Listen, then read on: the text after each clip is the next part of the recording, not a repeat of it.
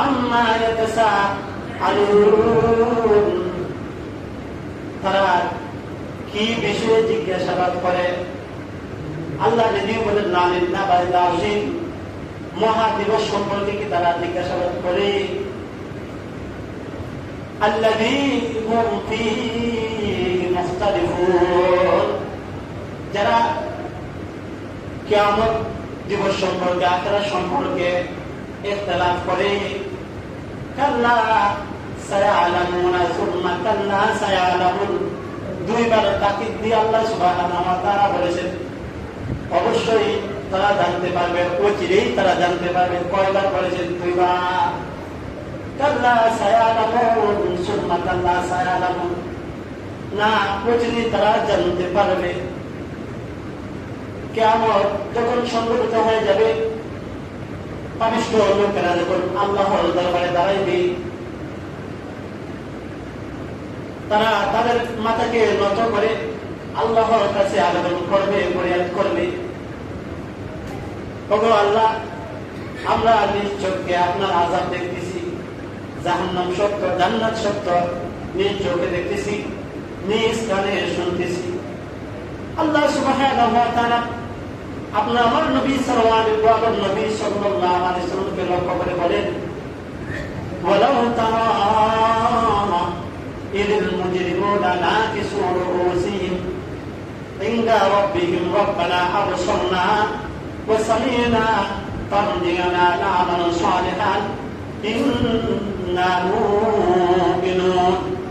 ওয়ালাউ তারা ইযিল মুজরিমুনা নাকিসু রুউসিহিম, ওগো নবী, আপনি যদি পাপিষ্ঠ লোকদেরকে দেখেন কি অবস্থায়, না কিছু রুউসিহিম, পাপিষ্ঠ লোকেরা যারা আখিরাত মানত না, নেক আমল করত না, আল্লাহ তাআলার সাথে শিরক করত, বদ আমল করত, রমজান মাসে রোজা রাখত না, রোজা নিয়ে টাটকা বিদ্রুপ করত, তারা ওই দিন মাথাকে নিচু করে রাখবে।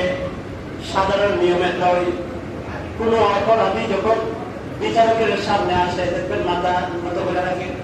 চোর চুরি করছে, মানুষ তাকে ধরছে, বিচার হইতেছে, দেখবেন ওই চোর সে বিচারকের সামনে তার মাথা কিভাবে নত করে কথা বলে কিনা। ওই দিন যারা পাপিষ্ঠ হবে, তারা চোর হবে, আল্লাহর দরবারে তাদের মাথা কিভাবে নিচু করে রাখবে, নিচু করে প্রার্থনা করবে, রব্বানা আবসারনা ওয়া সামি'না ফারজি'না না'মাল সালিহান, ওগো আল্লাহ, আমরা নিজ চোখ দ্বারা দেখতেছি, নিজ কান দ্বারা আমরা শুনতেছি, ফারজি'না না'মাল সালিহান, আমাদেরকে আবার দুনিয়াতে পাঠান, আমাদেরকে দুনিয়াতে পাঠান, না'মাল সালিহান, আমরা সর্বদা নেক আমল করব, কখনো নামাজ করব না, আযান দেওয়ার সাথে সাথে সমস্ত কাজ পিছনে রেখে মসজিদে চলে আসবো, রমজান মাস আসলে রোজা ছাড়বো না, রমজান মাস আসলে লাল পর্দা থেকে পর্দার ভিতরে খাবার খাইব না, খাবার খাইব আর এই কথা বলবো না যে খাইছে কি হয়েছে, এই কথা আর দুনিয়াতে বলবো না। দুনিয়াতে পাঠান ফেরেশতা হয়ে যাব, দুনিয়াতে আমাদের আলেম ওলামা অনেক বোঝাইছে, আমরা তাদের কথা বিরোধীদের সাথে বিশ্বাস করতাম না, এখন বিশ্বাস করতেছি। ইন্না মুকিনুন, আমরা এখন বিশ্বাস করতেছি পাঠান পাঠান। আল্লাহ সুবহানাহু ওয়া তাআলা ওই দিন আমাদেরকে সুযোগ দিবে না। ফাইনাল পরীক্ষা জীবনে কয়বার হয়? একবার। ফাইনাল পরীক্ষা জীবনে একবার হয়, যদি ফেল হয়ে যায় তাহলে ফেল। আমার ভাই, দুনিয়াতে নেক আমল না করে যদি আখিরাতে আল্লাহর কাছে আবেদন করি, কামাইবে না। দুনিয়াতে যেন আফসোস না করতে হয়, এই কথা যেন না বলতে হয়। আল্লাহ, আমরা তো কোরআন জানতাম না, হাদিস জানতাম না, আমরা তো এই কথা জানতাম না। এই জন্য আল্লাহ সুবহানাহু ওয়া তাআলা পৃথিবীর শুরু জামানা থেকেই অসংখ্য নবী রাসূলগণ যুগে যুগে প্রেরণ করছেন। লক্ষাধিক নবী রাসূলগণ পৃথিবীতে আগমন করে মানুষদেরকে আখিরাত বুঝাইছেন, মানুষদেরকে আখিরাত শিখাইছেন।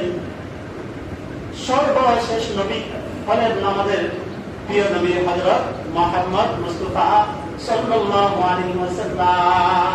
সর্বশেষ তিনার পরে আর কোন নবী আসবে না।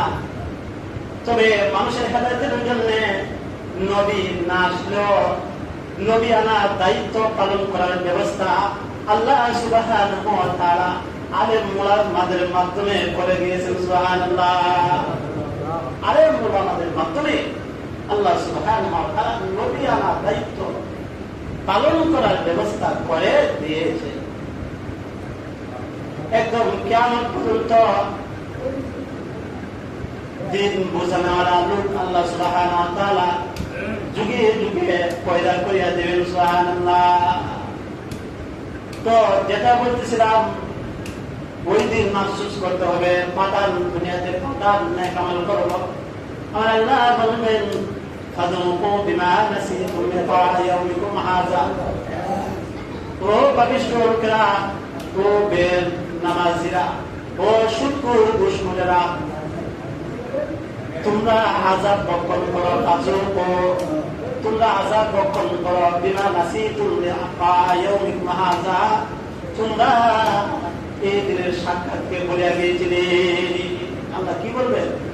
তোমরা এই দিনের সাক্ষাৎ, আমি আল্লাহ তাআলার সাথে যে মুলাকাত করতে হবে সেই মুলাকাতের কথা ভুলে গিয়েছিলে, এই জন্য তোমরা আযাব।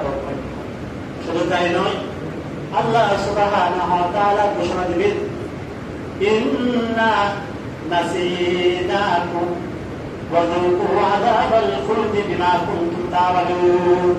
তোমরা এই দিনের সাক্ষাৎ ভুলে গিয়েছিলে, আমি আল্লাহ তোমাদেরকে এই কঠিন মুহূর্তে, কঠিন দুর্দিনে ভুলিয়া গেলাম। নাউযুবিল্লাহ। ওই দিন যদি আল্লাহ সুবহানাহু ওয়া তাআলা আমাদেরকে ভুলিয়া যান, তাহলে আমাদের আর কোন বাঁচার উপায় থাকবে? কখনো নাই। তাহলে মক্কার কাফেররা বলছিল, কি বলছিল যে আমরা মরার পর